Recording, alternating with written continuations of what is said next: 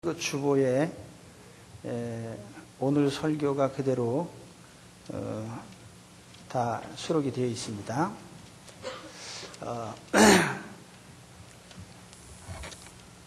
그러니까 설교를 안 해도 되겠죠. 그래서 제가 이번 주 거를 실어드린 이유는 주보를 참작하시되 설교에 집중을 해주시고 또 그 내용을 더 잘 이해를 하라고 그렇게 미리 드린 겁니다. 오늘 말씀에 두 가지 주제를 말씀드리려고 하는데 첫 번째는 하나님의 섭리에 대한 것을 말씀을 드리려고 합니다. 오늘 말씀 16절이죠. 야곱이 잠이 깨어 가로되 여호와께서 과연 여기 계시거늘 내가 알지 못하였도다. 자, 많은 사람들이 하나님에 대해서 얘기는 하지만 하나님이 지금 나와 같이 계시구나 이것을 느끼지 못해요. 그리고 그걸 알지 못하기 때문에 하나님의 임재 또 하나님에 대한 어떤 경배나 또 하나님에 대한 바른 신앙을 갖지 못하는 것입니다. 하나님께서 특별히 야곱에게 아주 특별한 장소에서 나타나셨어요. 하나님 왜 나타나셨느냐? 나는 항상 너와 같이 있다. 또 내가 어디로 가든지 무엇을 하든지 항상 내가 내 삶을 주관하고 있다. 이것을 하나님이 보여주시기 위한 것입니다. 오늘 우리 성도 여러분, 우리가 세상 살면서 어느 순간에든지 하나님이 잠시도 나에게서 관심을 떼지 않으시고 관여하고 계신 것을 아시기 바랍니다. 바로 그것을 아는 것이 우리의 신앙의 출발이고 우리 믿음의 근거가 됩니다. 하나님은 야곱에게 나타나셨는데 특별히 하나님의 섭리에 대해서 알려줄 필요가 있는 때였습니다. 왜냐하면 야곱은 지금 자기 형이 자기를 죽일까 봐 무서워서 출행랑을 치고 있습니다. 그래서 200리가 넘는 길을 하루에 다름질할 정도로 그는 아주 형을 두려워하면서 도망을 치고 있는 것입니다. 그리고 육신적으로 너무너무 고단해요. 마음으로는 외롭고 참 고통스럽습니다. 미래에 대한 확신이 없습니다. 내가 어디로 가는지 잘 될는지 알 수가 없어요. 그래서 두려움과 불안함, 미래에 대한 불확실 이런 것 때문에 참 근심스럽게 자고 있는 그 순간에 하나님께서 나타나신 겁니다. 내가 너와 같이 있다.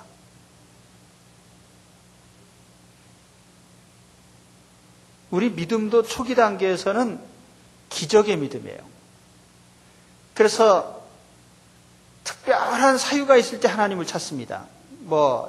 죽을 병에 걸린다든지 무슨 특별한 사고를 당한다든지 아주 어려운 곤경에 처한다든지 그러면 그때 하나님하고 찾습니다. 그런데 그런 일이 없으면 찾질 않아요.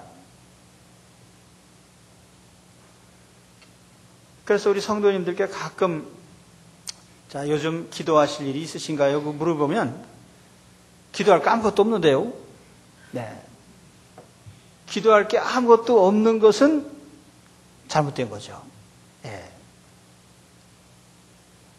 하나님이 앞에 계신데 하나님 나하고 말할 것도 없습니다. 그 말하고 같은 거거든요.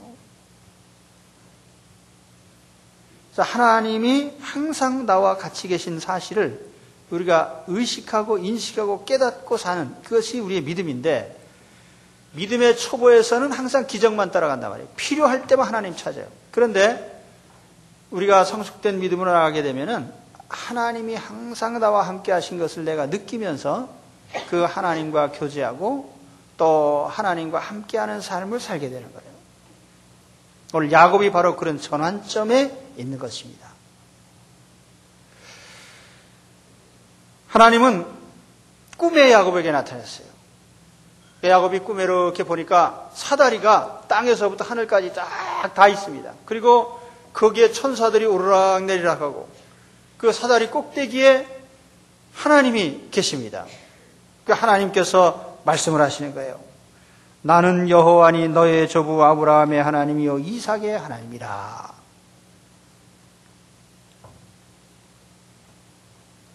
이 하늘에서부터 땅에까지 사다리가 이어져 있다. 그 뭘 의미하느냐 하면은 하나님께서 인간 세상에 관여를 하고 계신다. 그 천사들이 오르락 내리락 하는 걸 뭘 의미하느냐 하면은 하나님께서 지금 모든 사람들의 일을 간섭하시기 위해서 하나님의 일꾼, 천사들을 부지런히 보내셔서 일을 하고 계신다는 거예요. 인간 세상은 인간만 사는 것이 아니고 인간이 주관하는 것이 아니고 저 하늘에 계신 하나님께서 주관하고 계신다는 걸 보여준 겁니다. 특별히 지금 아무도 없는 외딴 길에 혼자 있는 야곱이지만 하나님께서 천사들을 보내셔서 그 야곱의 인생길을 관여하고 계신다는 거예요. 그걸 보여주신 겁니다. 그리고 하나님께서 야곱의 인생에 간섭을 하시는데 어떤 일을 간섭하시느냐? 오늘 말씀에 보면은 여기 크게 두 가지가 나옵니다. 하나는 야곱의 인생을 통해서 조상 때부터 하나님이 주신 인생의 과제를 이루는 거예요. 그게 뭐냐면 오늘 말씀에 세 가지가 나옵니다. 나는 너의 조부 아브라함의 하나님이요 너의 아버지 이삭의 하나님이다. 내가 너희 조부 아브라함에게 약속한 것을 바로 너를 통해서 계속해서 이루어가겠다. 세 가지는 뭐예요? 땅에 대한 약속, 두 번째는 자손에 대한 약속, 세 번째는 복의 근원이 되는 약속입니다. 하나님은 야곱을 통해서 하나님의 백성들에게 하나님이 주신 땅을 차지하도록 하셨어요. 그 일을 야곱이 이루라는 것입니다.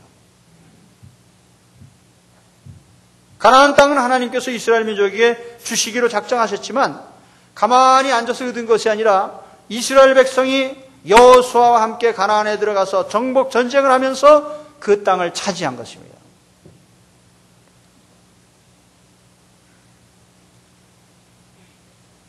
또 하나님께서 야곱에게 자손을 창대케 하리라는 약속을 하셨는데 자식은 낳으면 저절로 창대해지는 게 아니라 그 자식이 하나님의 자녀가 되도록 돌보고 가르치고 훈련을 해야 되는 겁니다.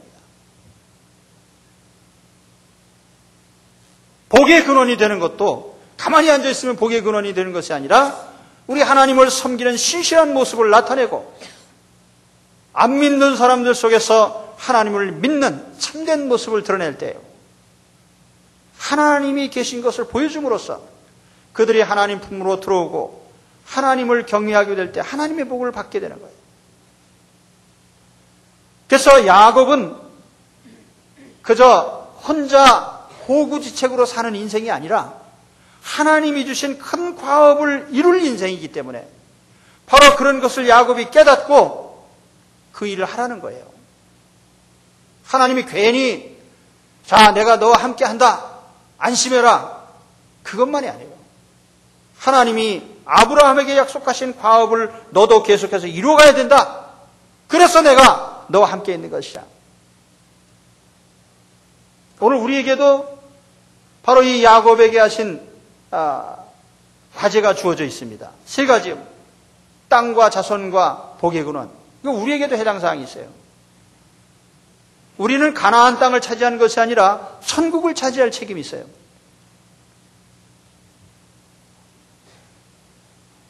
마태복음에 보면은 천국은 침노하는 자가 차지한다 했는데 우리가 예수 그리스도를 믿음으로 구원받습니다. 그러나 하나님의 나라를 성취해가는 우리 주기도문에 나오죠. 나라의 임하옵시며 주님의 나라가 이 땅에 임하게 하는 것은 우리가 얼마나 주 안에 힘쓰느냐에 따라서 그 성취도가 달라지는 거예요.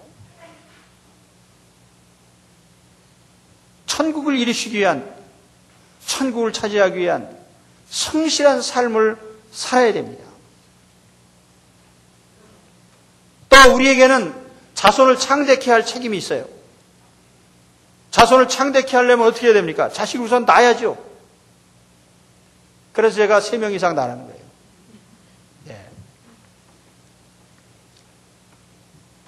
낳으면 하나님 자녀가 되느냐? 아닙니다. 육신적인 자녀를 낳았지만 영적인 자녀를 만드는 일을 그 부모가 감당해야 되는 거예요.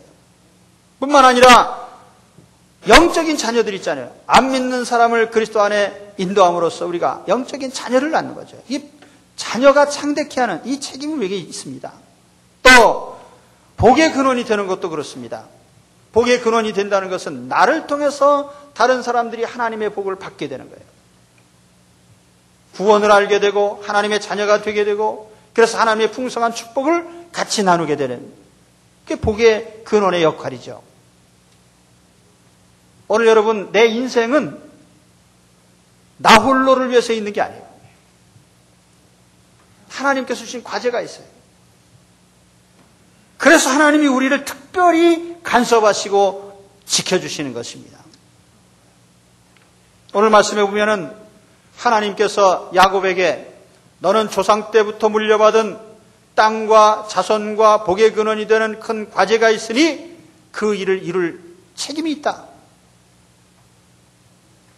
그것을 하나님께서 이루시기 위한 하나님의 섭리를 하신다는 거예요. 그리고 또 한 가지, 두 번째는 하나님께서 야곱을 특별히 보호하신다는 약속을 하고 계십니다. 4가지 약속을 하세요. 첫째로 내가 어디로 가든지 함께 하겠다. 내가 너를 지켜주겠다. 내가 내게 허락한 것을 다 이루겠다. 너를 반드시 이곳으로 돌아오게 하겠다. 현재적인 하나님의 보호와 인도의 약속입니다. 하나님의 과업을 이루는 야곱의 인생을 하나님께서 현재 그의 모든 삶을 보호하시고 지키셔서 그가 하나님이 주신 과제를 완성할 수 있도록 지켜주신다는 뜻입니다.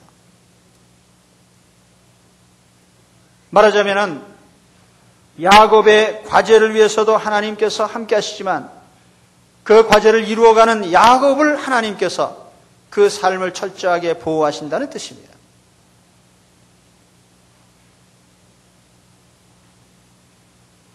오늘 하나님이 주신 내 인생의 과제가 있어요.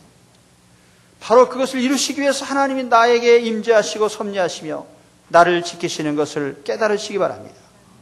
그리고 오늘 야곱처럼 과연 하나님이 나와 함께 계신 것을 내가 알지 못하였구나. 하나님의 임재를 깨닫는 은혜가 있으시기를 축원합니다. 두 번째 부분은 야곱이 자기에게 나타나신 하나님에게 어떤 반응을 보였느냐. 여기 야곱의 4단계의 반응이 나오는데 이것이 곧 우리의 신앙의 단계와 비슷합니다. 첫 번째 단계는 하나님의 임재에 대한 놀라움과 두려움의 반응이에요. 야, 하나님이 여기 계셨구나. 야곱이 이렇게 놀란 건 이유가 있죠. 야곱이 그동안 하나님을 안 섬긴 게 아니에요. 하나님을 섬겼죠. 그러나 그동안 야곱이 하나님을 섬긴 것은 아브라함이나 아버지 이삭이 제단에서 하나님을 예배드릴 때 그 제단에 임하시는 하나님을 그는 봤어요. 그러나 혼자 길을 가는 그 길가에 설마 하나님이 거기도 임재하실까? 그런데 하나님께서 거기 나타나신 거예요. 오늘 우리 신앙이 그렇습니다. 성경을 보면 하나님이 계시고 하나님이 어떻게 일하시는 걸 우리가 늘 들어서 하나님이 계시구나. 객관적인 하나님에 대해서 우리는 알고 있어요. 그러나 그 하나님이 나의 인생의 매 순간에 어떤 순간에 그 자리에 하나님이 함께 계신 것을 우리가 인식하지 못하고 있는 거예요.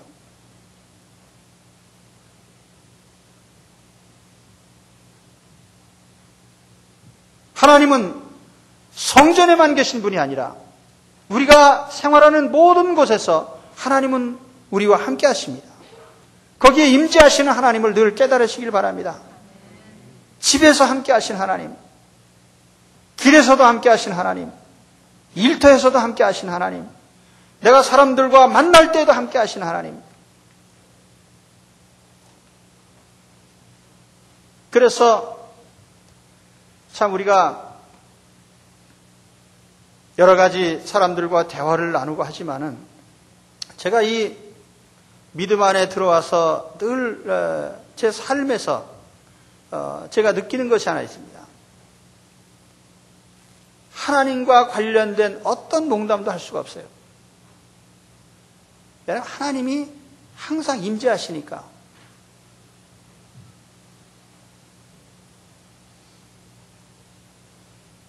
매 순간에 하나님이 나와 함께 하시는 것을 의식하고 삽니다.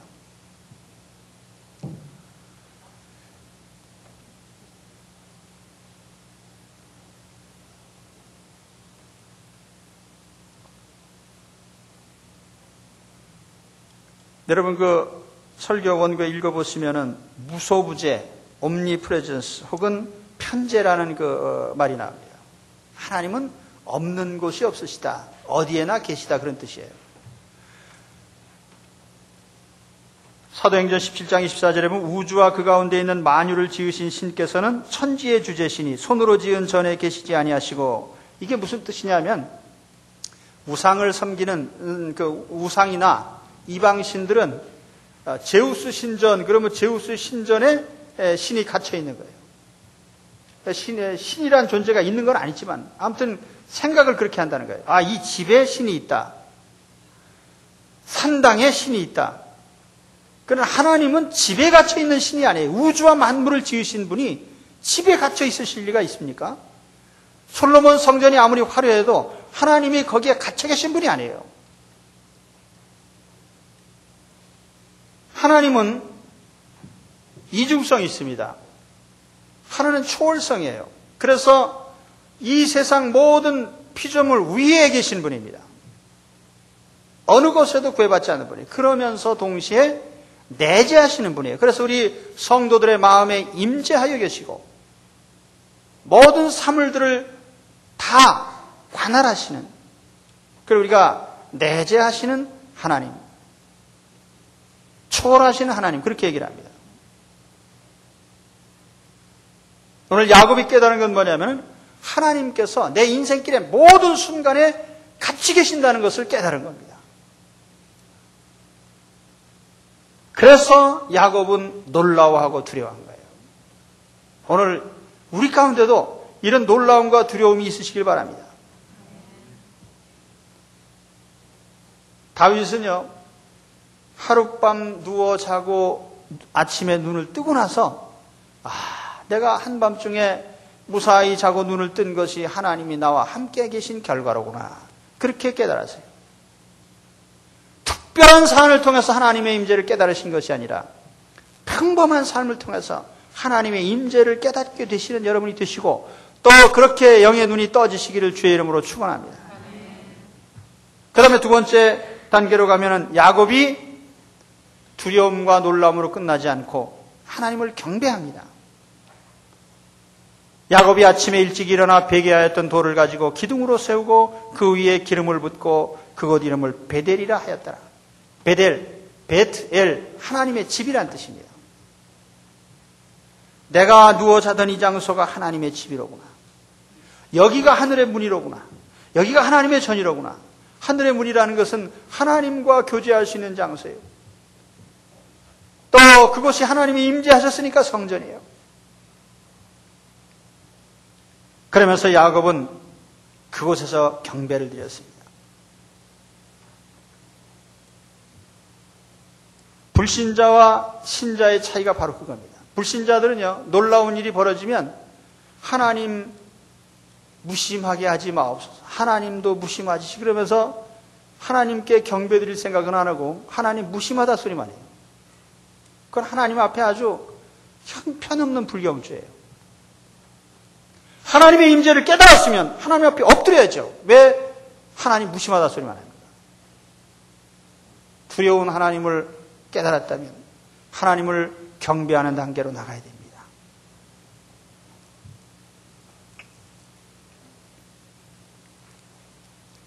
오늘 야곱이 하나님을 경배하는 이 특별한 자리. 그래서 어떤 분은 그래요. 야곱이 이제까지는 할아버지가 섬기는 예배, 아버지가 섬기는 예배만 따라하다가 이제는 야곱이 스스로 하나님의 임재를 깨닫고 스스로 경배하는 생활을 시작했다는 거예요. 그게 야곱 신앙의 독립이라 그래요. 이제는 남을 따라서 예배당에 나오는 것이 아니고 스스로 하나님의 임재를 깨닫고 하나님을 경배하는 그런 신앙의 독립의 선언을 하시기 바랍니다. 그래서 독립적인 신앙생활, 내가 경배를 해야지. 이 믿음 생활을 하시기를 바랍니다. 그 다음에 세 번째 단계로 나가면 이제 야곱의 기도가 나옵니다. 하나님께 경배를 드린 것으로 끝나지 않고 내 삶을 하나님께 이제 아뢰고 하나님께 도움을 요청하는 겁니다. 야곱의 기도를 보면 여기 네 가지 제목이 나옵니다. 첫째는 나와 함께 해 주십시오. 동행의 요청입니다. 두 번째는 가는 길에서 나를 지켜주십시오. 인생 행로에 나를 지켜주십시오. 보호의 요청입니다. 세 번째는 먹을 양식과 의복을 주옵소서. 그래서 먹고 입는 문제, 생존의 문제를 하나님께 부탁을 드립니다. 그리고 네 번째 제목은 내가 무사히 다시 아버지 집으로 돌아오게 해주옵소서. 무사귀환의 기도를 드립니다. 그런데 이 야곱의 기도를 가만히 보면은요, 아주 검소한 기도예요. 소박한 기도예요. 여러분, 만일 창조주 하나님을 내가 오늘 이렇게 대면했다면 무엇을 구하시겠습니까? 야, 이런 천재 이루의 찬스가 어딨냐? 그리고 하나님께 아마 구할 겁니다. 주여, 더도 말고 100억만 주옵소서.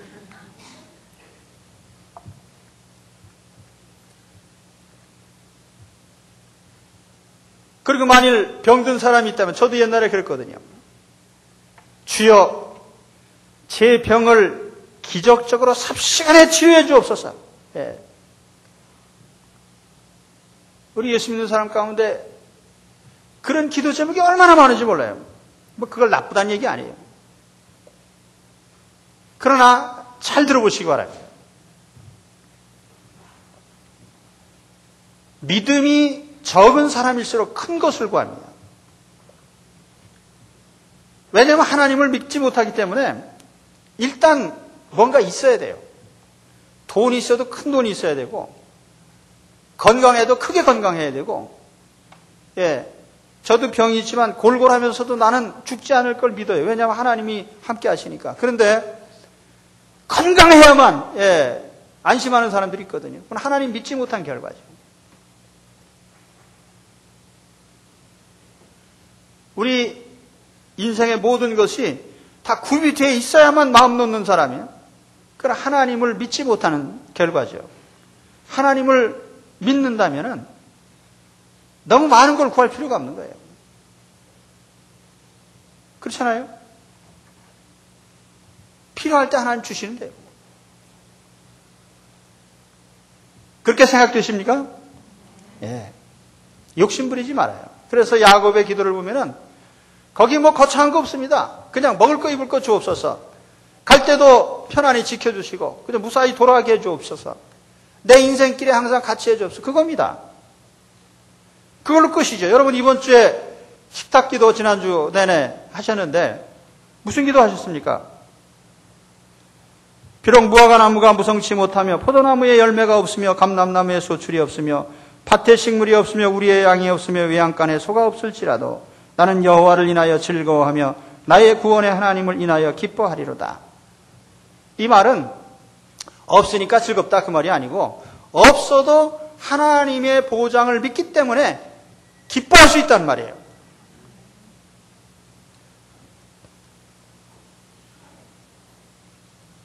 하나님의 사람은 기도의 사람입니다. 그런데 그 기도가 거창하지 않아요. 그러면서도 매일같이 기도하는 겁니다. 오늘날 우리에게 일용할 양식을 주옵시고. 하루 먹을 거가 걱정되는 사람은 없습니다. 오늘 내일 먹을 건 있죠. 그러나 그 하루치 양식을 하나님 앞에 겸손히 구하는 겁니다. 하나님이 먹여주시지 않으면 하루들 어떻게 살겠습니까? 그게 신앙이죠. 믿음 없는 사람은요, 오늘날 우리에게 10년치 양식을 주옵시고 이렇게 기도를 해요.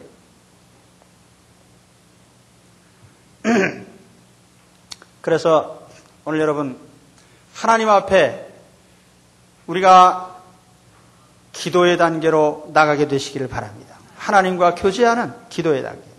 그 다음에 네 번째 단계가 뭐냐면은 서원의 단계입니다. 서원, 서약.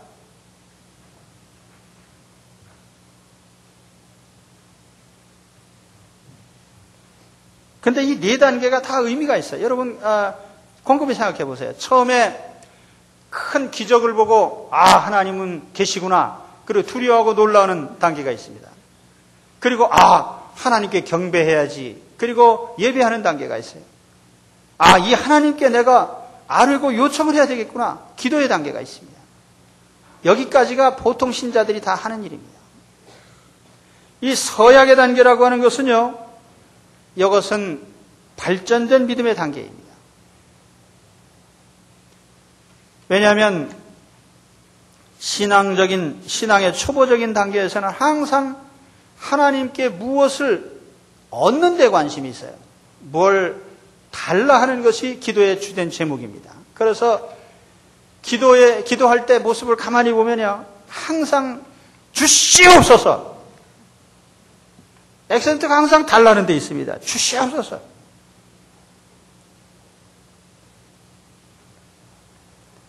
그래서 가만히 보면 교회도 그래요. 어떤 교회를 보면은 밤낮 목사님도 주시옵소서요. 장로님도 주시옵소서요.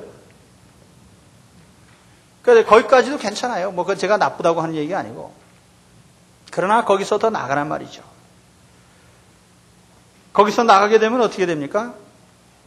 인간, 내 뜻을 관찰하는 데 주안점이 있는 것이 아니고 하나님의 뜻이 무엇인지를 알고자 하는 겁니다. 그래서 하나님의 뜻을 따라 살려고 하는 마음을 가지게 되는 거예요. 그렇게 되시길 바랍니다. 그게 신앙의 마지막 단계예요. 하나님 앞에 하나님이 내 인생에 하나님이 원하시는 게 뭘까?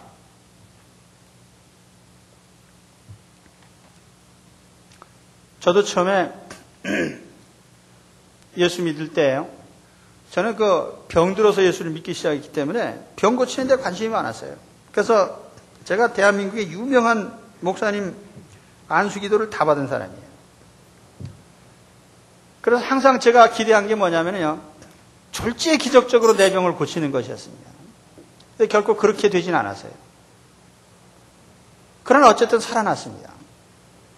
근데 그때는 다른 관심이 없어요. 내가 하나님께 어떻게 하면 내 병을 고치나. 제가 산에 올라가서 기도를 하면서 이게 1년, 2년, 3년이 지나도 병이 안 고쳐지고 점점 더 나빠지니까 그때는 하나님께서 나를 데려가시기로 작정하셨나 보다. 그래서 그때는 무슨 생각을 했냐면은 그렇다면 이제 오래 못 살 것 같으니까 혹 몇 년 더 산다면, 혹 1년을 산다면 내가 어떻게 살면 될까? 시간이 굉장히 아까운 거예요. 1년이라는 시간이. 그래서 이 생각 저 생각 해봤어요. 1년 동안 뭘 하면 될까? 그래서 제가 그렇게 생각을 하면서 제가 거꾸로 지나간 시간들을 생각해 봤어요. 내가 몇십 년 살면서 내 인생을 통해서 내가 뭘 했냐 이거예요. 나 하나 잘 먹고 잘 사는 웰빙을 위해서 나는 모든 설계를 했습니다. 그래서 생각해 보니까 그게 인생이 아니에요. 나 하나 먹고 사는 게 뭐 이렇게 큰 과제입니까? 여러분 가만히 생각해 보세요. 나 한 사람 먹고 사는 게 뭐 그렇게 큰 걱정거리입니까? 노후 보장이 안 되시면요, 먹고 사는 거 지장 없어요.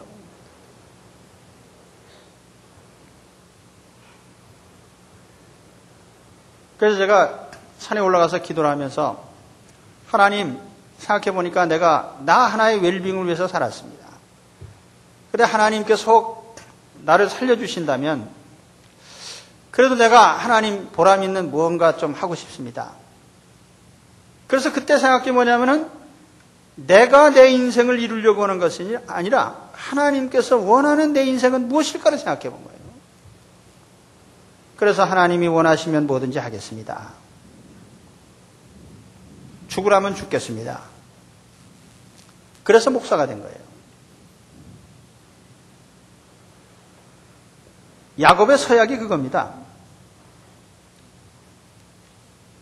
하나님 앞에 앞으로 나는 이렇게 하나님이 원하는 것을 하겠습니다라고 하는 약속이에요. 그런데 야곱의 약속은 큰 주제는 하나입니다. 하나님이 바로 나의 하나님이 될 것입니다. 그런데 이 말을 우리가 잘못 곡해하면 그때까지 그럼 하나님이 야곱의 하나님이 아니었나? 그건 아니죠. 이 부분은 잘 해석을 해야 됩니다. 그 20절에서 22절까지 말씀 보면은 야곱이 어떤 기도를 하면서 조건을 제시하고 하나님이 조건을 들어주시면 야곱이 하나님을 나의 하나님으로 섬기겠습니다. 그렇게 대답한 것 같은데 사실 그 내용이 아니고 야곱이 조건을 단 게 아니에요. 내가 무사히 여기까지 돌아온다면 내가 비로소 나의 하나님으로 마음껏 하나님을 섬길 기회를 갖겠습니다. 그런 뜻이죠. 야곱의 인생의 최대의 과제가 뭐냐면 나의 하나님으로 마음껏 하나님을 섬기겠다고 하는 거예요.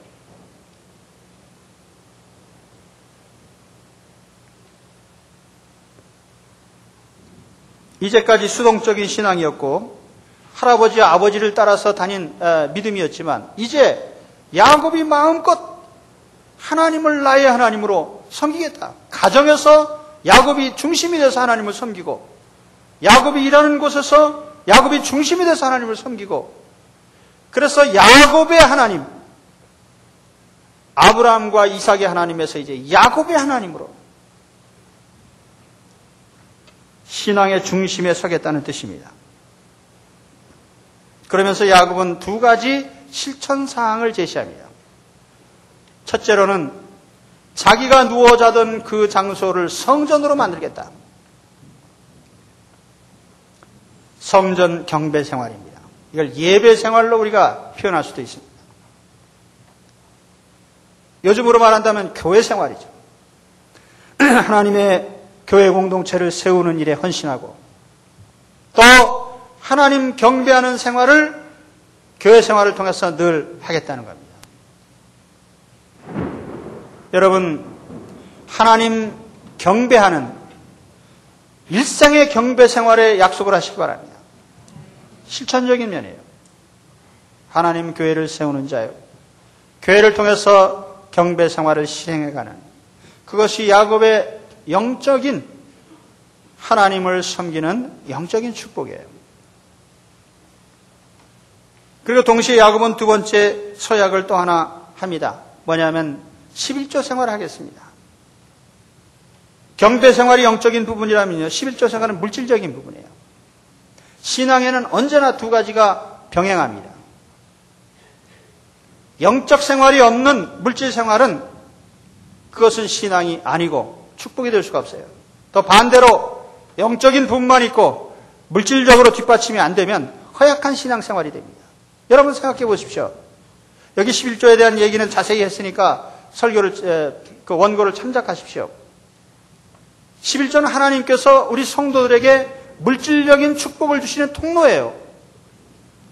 그리고 이것은요 모세의 계명에 기록된 율법이 아닙니다.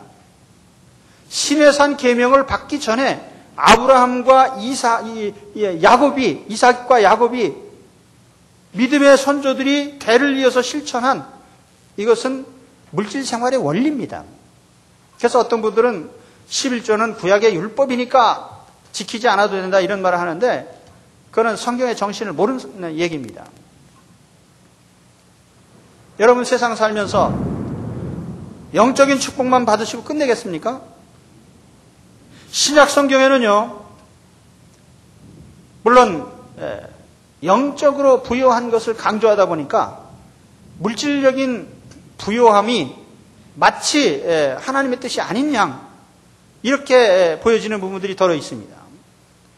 그러나 성경 어디에도 가난과 거름괭이가 축복이다 그렇게 말씀하신 데는 단 한 군데도 없습니다. 심령이 가난한 자는 복이 있다는 말씀은 혹 있어요. 그러나 돈이 없으니까 복이다라는 말은 없습니다. 물질관을 바로 가지셔야 됩니다. 그런데 하나님께서 정신 차리시라고요.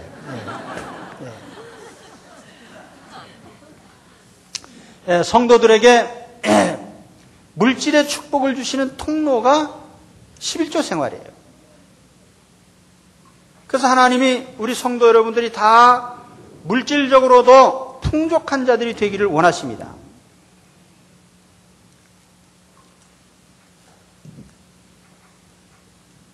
예.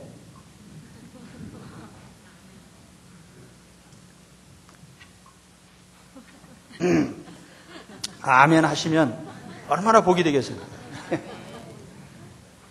그래요. 우리가 영혼이 잘됨 같이 범사에 잘되고 강건한 것이 하나님 뜻인데 우리가 지나치게 자기가 무슨 선비도 아니고 무슨 뭐 천사도 아닌 사람들이 마치 물질은 없어도 살 것처럼 그렇게 얘기를 한다고 말이에요. 그거 하나님 뜻이 아닙니다. 성경을 똑바로 읽어보십시오. 그런데 하나님께서 성도들에게 부유하고 잘 살도록 축복의 길을 열어주신 것이 바로 11조 생활이라 그 말입니다. 그래서 여러분 넉넉하고 풍성한 11조 생활을 하실 수 있는 그런 여러분들이 되시기를 축원합니다. 오늘 제가 야곱의 꿈과 소원에 대해서 말씀드렸는데 첫 번째는 섭리에 대한 말씀을 드렸어요. 하나님은 성전에만 계신 분이 아니고 우리 인생 모든 섬세한 순간마다 하나님은 항상 같이 하시는 분이다. 간섭하시는 분이다. 쓸데없는 간섭을 하시는 게 아니라 하나님이 이루시려고 하는 축복의 약속을 이루시기 위해서 아브라함과 이삭과 야곱에게 약속하신 하나님의 큰 축복, 땅과 자손과 복의 근원이 되는 큰 복을 이루시는 이 일을 위해서 하나님 우리를 간섭하시다 말이에요. 이 일을 위해서 우리를 하루하루 또 지켜주시는 것입니다. 하나님의 임재와 섭리를 늘 마음에서 보시고 체험하고 깨달으신 여러분 되시길 바랍니다. 또 야곱의 믿음의 4단계 말씀드렸죠. 야곱은 두려워 놀라는 단계가 있었고 경배하는 단계가 있었고 기도하는 단계가 있었고 그리고 마지막에는 하나님 앞에 서약하고 이렇게 하겠습니다라고 하는 하나님의 뜻을 받들어서 내 삶을 바꾸는 이 단계로 나간 거예요. 오늘 그래서 하나님 앞에서의 서약의 단계까지 나갈 수 있는 그런 여러분 되시기를 축원합니다. 기도하겠습니다.